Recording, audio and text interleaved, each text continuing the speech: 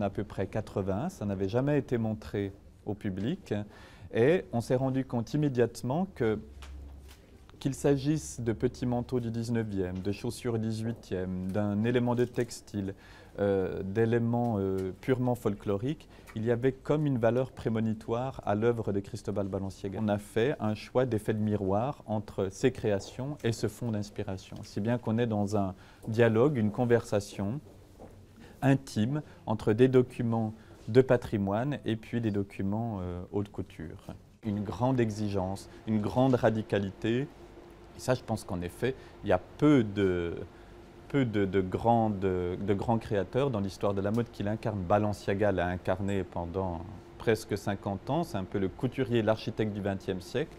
Et Comme des garçons, pour moi, est une des artistes, et je le dis sans lapsus, une des auteurs de mode les plus fondamentales. Pour cette collection, elle s'était référée à des quelques grands moments, les quelques grandes étapes de la vie. La naissance, le mariage, la mort, l'adolescence, etc. Le tout dans une collection entièrement blanche.